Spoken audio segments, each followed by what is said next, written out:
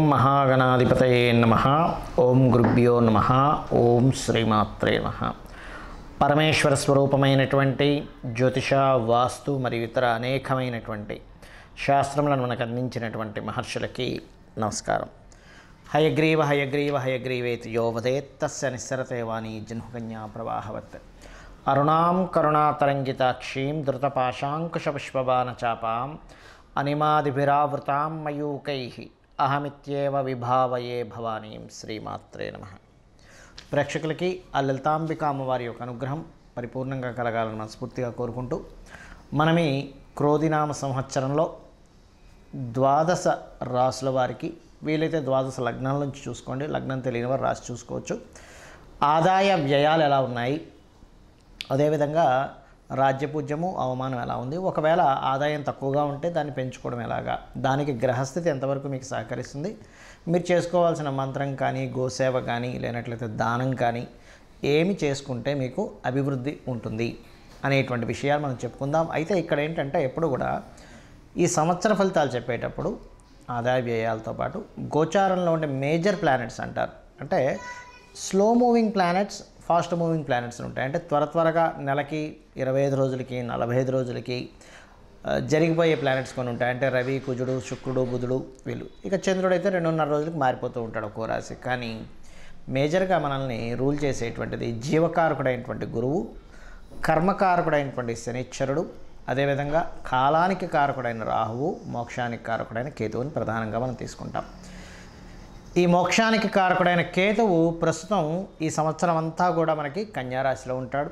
కాలానికి కారకుడైనటువంటి రాహు మీనరాశిలోని, మరియు జీవకారకుడైన గురువు మాత్రం మే 2వ తేదీ వరకు మేషంలో ఉంటూ దాని తర్వాత వృషభంలోకి మారుతున్నాడు. ఇక శని భగవానుడు అయితే మారట్లేదు, కానీ మనకి జూన్, జూలై మాసాల నుంచి ఒక 4.5 నెలలు మాత్రం కొద్దిగా వక్రిస్తాడు. కుంభంలో ఉన్న శని వక్రిస్తాడు. అదేవిధంగా సెప్టెంబర్, అక్టోబర్, అంటే ఆల్మోస్ట్ సెప్టెంబర్ ఎండింగ్, అక్టోబర్ ఆ టైం నుంచి ఒక 4.5 నెలల పాటు గురువు కూడా వక్రిస్తాడు. సో మనం ఈ గ్రహాల యొక్క స్థితిని మరియు ఈ వక్రగతిని, ఈ మేజర్ ప్లానెట్స్ యొక్క స్థితిని, అదేవిధంగా వీటితో పాటు మనకి ఈ క్రోధినామ సంవత్సరంలో పర్టికులర్గా ఈ సంవత్సరం రాజు కుజుడైనందుకు, మరియు అదేవిధంగా కుజుడు సంచారం మనకి శనిని రాహుని కలుపుకొని వెళ్తున్నందుకు కూడా ఏం జరుగుతాయి అనేటువంటి విషయాలు కూడా నేను మీకు ఎండింగ్లో చెప్తాను. కాబట్టి మనం ఒక్కొక్కటి తెలుసుకొని ఆ అమ్మవారి యొక్క అనుగ్రహాన్ని పొందుదాం. వృశ్చిక రాశి, వృశ్చిక లగ్నము. వృశ్చిక లగ్నం ముందుగా చూసుకోండి. లగ్నం తెలియని వారు రాశి నుంచి చూసుకోవచ్చు. అయితే మీకు ఈ సంవత్సరం క్రోధినామ సంవత్సరంలో ఆదాయము, వ్యయము, రాజ్యపూజ్యము, అవమానం ఎలా ఉంది అని చెప్పి చూసుకున్నట్లయితే ఇక్కడ 8 అండి ఆదాయం, వ్యయం 14. మనకి ఈ పంచాంగంలో చూసుకున్నప్పుడు ఇవే చూసుకుంటాం ముఖ్యంగా మనం. అమ్మో 8 ఉంది 14 ఉంది, ఏమి టెన్షన్ పడకండి. ఎందుకంటే ఇక్కడ మీకు 8 ఉంది కదా, అంటే ఒక 8 లక్షలు వస్తాయనుకుంటే 14 వ్యయం కదా అనిపిస్తుంది. అదేవిధంగా రాజ్యపూజ్య అవమానం కూడా తీసుకుంటే 4, 5, అంటే 4 మెచ్చుకునే వాళ్ళు ఉంటే మన తప్పును ఎత్తి చూపే వాళ్ళ సంఖ్య 5 ఉంటారని అర్థం. మరి 8ని పెంచుకోవడం ఎలా, ఈ 14ని తగ్గించుకోవడం ఎలా?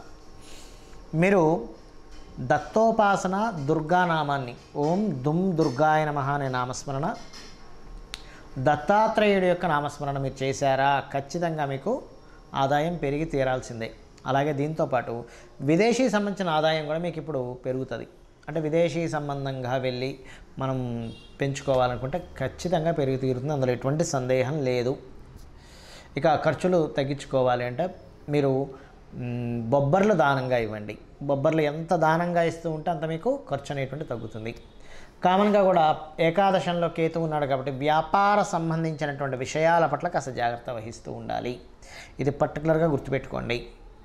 అలాగే మరొక విషయం ఏంటంటే ఇక్కడ గమనించుకున్నట్లయితే ఇక్కడ ఈ యొక్క రాశి వారికి ప్రధానంగా గుర్తుపెట్టుకోండి, ఈ సంవత్సరంలో మిగతా అంశాలు కనుక చూసుకుంటే వృశ్చికం వారికి రాజకీయంగా బాగుంటుంది చెప్పాలంటే, అందులో ఎటువంటి సందేహం లేదు. ఫైనాన్షియల్గా విదేశీ సంబంధించిన ఫైనాన్స్ ధనయోగాలు కలుగుతున్నాయి. కొంచెం ఈ 4, 5 స్థానాల్లో శని రాహువులు ఉన్నారు కాబట్టి కొద్దిగా ఏంటంటే మంచి పని చేసినా నిందలు పడుతూ ఉంటాయి 4లో శని ఉన్నందుకు. కాకపోతే మధ్యలో శని వక్రిస్తాడండి. ఎప్పుడు అది జూన్ నుంచి అక్టోబర్ మధ్యలో అంటే June, July, August, September, October మధ్యలో వక్రగతి ఉంది ఆ 4.5 నెలల పాటు. అప్పుడు మాత్రం కొద్దిగా అర్ధాష్టమ శని ప్రభావం తగ్గుతుంది. ఏదైనా పాత వాహనాలు, పాత గృహాలు తీసుకునేటప్పుడు కాస్త జాగ్రత్తగా ఉండండి. ఇమాజినేషన్స్ అంటే రకరకాల ప్రణాళికలు సఫలీకృతం అవుతాయి, అందులో ఎటువంటి సందేహం లేదు. రుణం లభిస్తుంది. మీరు పర్టికులర్గా మీ యొక్క స్ట్రెంగ్త్ పెంచుకునేటువంటి దీంట్లో ఉంటారు. ఎందుకంటే శని, గురువులు ఇద్దరూ కూడా రాశిని చూస్తున్నారు కాబట్టి. అదేవిధంగా మే లోపల మీరు ఏదైనా ధనం ఫాదర్ నుంచి రావాల్సిందన్నా లేదా గవర్నమెంట్ రిలేటెడ్ మనీ ఏదైనా ప్లానింగ్ చేసుకున్నా కూడా వచ్చి తీరుతుంది, అందులో ఎటువంటి సందేహం లేదు. కాకపోతే వ్యాపార లాభాలు, వ్యాపారాలకు సంబంధించిన విషయంలో కొంత జాగ్రత్తగా ఉండండి. గురువారాలు కానీ శుక్రవారాలు కానీ వివాహ ప్రయత్నాలు చేయండి, చక్కగా ఉంటుంది. కాకపోతే వివాహ ప్రయత్నం పూర్తి స్థాయిలో సక్సెస్ అవ్వాలి అంటే గణపతి ఆలయానికి వెళ్ళి వివాహ ప్రయత్నం చేయండి. ఒక మ్యాట్రిమోనీలో మీరు అప్లై చేస్తున్నారు లేదా ఒక సంబంధం కుదుర్చుకోవడానికి వెళ్తున్నారు, గణపతి ఆలయానికి వెళ్ళి చేయండి. అదేవిధంగా మీరు ఉదాహరణకి జూన్ నుంచి అక్టోబర్ మధ్యలో కనుక మీ ప్రయత్నాలు సక్సెస్ అవ్వాలి, అది వ్యాపారం విషయంలో కావచ్చు, వివాహ ప్రయత్నాల విషయంలో కావచ్చు, ఒక ఇంటర్వ్యూ విషయంలో కావచ్చు, మీకు సక్సెస్ అవ్వాలంటే శనికేతు గ్రహాల దగ్గర దీపారాధన చేసి మీ ప్రయత్నాలు మీరు చేయండి, ఖచ్చితంగా మీకు సక్సెస్ అవుతుంది. దీంతోపాటు మీరు ఈ సంవత్సరం మొత్తము కూడా చేయవలసింది ఏమిటి? ఓం దుమ్ దుర్గాయ నమః అనే నామస్మరణ, పితృదేవతలకి అమావాస్యలు వచ్చినప్పుడు స్వయం పాకం ఇవ్వడం చేయండి, ఖచ్చితంగా మీకు బాగుంటుంది. క్రోధినామ సంవత్సరానికంటూ ఒక లక్షణం ఉంటుంది. ఈ సంవత్సరం రాజైన దాన్ని బట్టి ఒక లక్షణం ఉంటుంది. గ్రహాల యొక్క స్థితిని బట్టి కొన్ని సంఘటనలు జరుగుతాయి. అయితే ఈ క్రోధినామ సంవత్సరం ఎంటర్ అవ్వకముందే కుజుడి యొక్క ప్రభావం పెరుగుతుంది అనేటువంటి చూపిస్తుంది. కాబట్టి ఆల్మోస్ట్ 2024 ఫిబ్రవరి మాసం నుంచే కొన్ని విద్వేషపూరితమైనటువంటి గొడవలకి, రాజకీయ నాయకుల మధ్యన విపరీతమైనటువంటి గొడవలకి మరియు రాజుల మధ్యన గొడవలకి, యుద్ధాలకి, క్రోధి అంటే క్రోధం, కోపం పెట్టుకోవడం, చిన్న మిస్అండర్స్టాండింగ్స్ చేసుకోవడం, ఇటువంటి నామ సంవత్సరం ఇది. కాబట్టి దేశాల మధ్య, ప్రాంతాల మధ్య, మతాల మధ్య అనవసరమైనటువంటి విద్వేషాలు కలిగించేటువంటి సంవత్సరంగా చూపిస్తూ, ఇది కుజుడి యొక్క సంచారం. దీనివల్ల కుజుడు ఎవరికి కారకుడు అని చెప్పి తీసుకుంటే మిలిటరీకి, అందులో అంటే డిఫెన్స్ వారికి, పోలీస్ డిపార్ట్మెంట్ వారికి, రక్షణ వీటిని కల్పించేటువంటి వారికి. అంటే ఏంటి? ఈ సరిహద్దుల దగ్గర కొంత జాగ్రత్తగా ఉండాలి. అనవసరమైన గొడవలకు సంబంధించిన విషయంలో ఇక్కడ ఏదైనా గొడవలు జరుగుతాయి, అనవసరమైనటువంటి అవుతాయి అన్నప్పుడు కొంత జాగ్రత్తగా ఉండాలి, గుర్తుపెట్టుకోండి. కాబట్టి ఈ క్రోధినామ సంవత్సరంలో అందరూ చేసుకోవాల్సింది ఏంటి? ఇటువంటి గొడవలు మనం ఏమీ ఇబ్బంది పడకుండా ఉండాలి అంటే ముఖ్యంగా గుర్తుపెట్టుకోండి, కుజుడు రాజు అయ్యాడు కాబట్టి కుజగ్రహానికి శని రాహు గ్రహాల దగ్గర దీపారాధన చేయండి. చేసినట్లయితే అనవసరమైన గొడవలు బయట జరిగే ఛాన్సెస్ ఎక్కువగా ఉన్నాయి. కాబట్టి మీరు వెళ్ళి అనవసరంగా అందులో ఇరుక్కొని అందులో ఇబ్బంది పడకుండా మీరు సేఫ్గా ఉంటారు ఫస్ట్.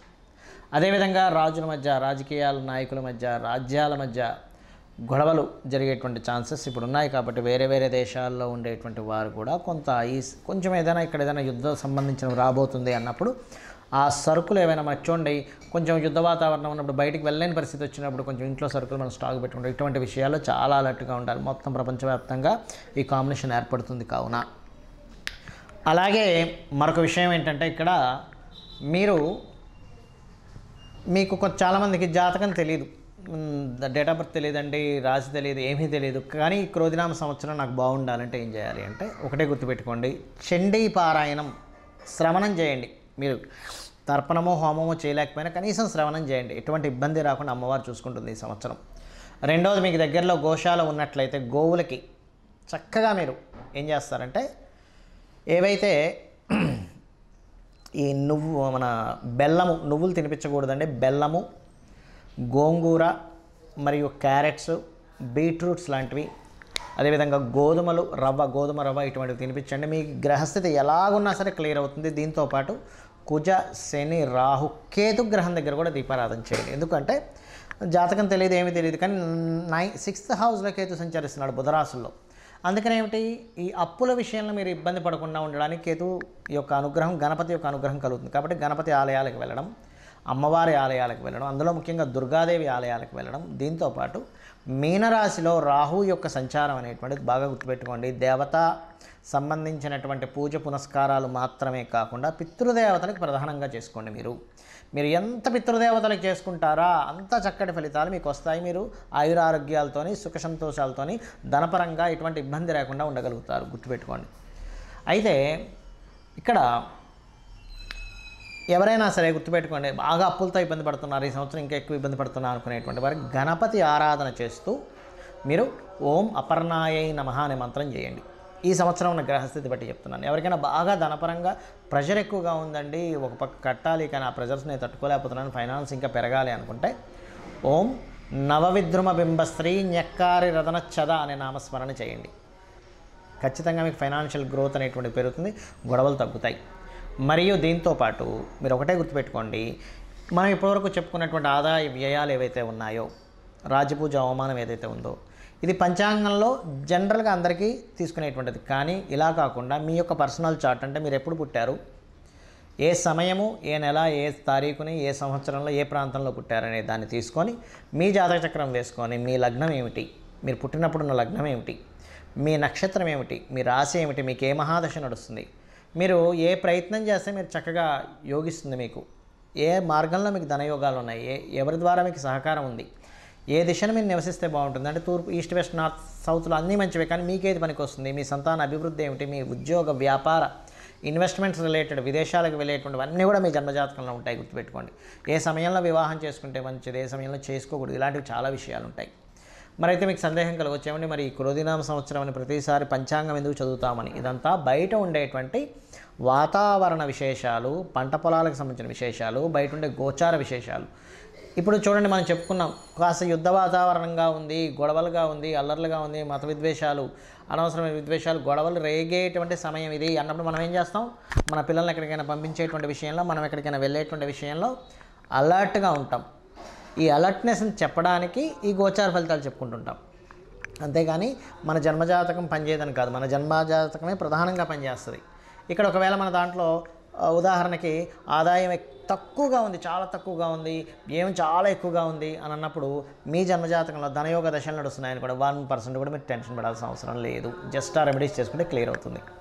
సో ఈ రకంగా మీరు ఈ యొక్క ఫలితాలను చూసుకుంటూ నిత్యము అమ్మవారి యొక్క ఆరాధన చేసుకొని మీరు సుఖ సంతోషాలతో వర్ధిల్లాలని మనస్ఫూర్తిగా కోరుకుంటూ శ్రీమాత్రే నమః.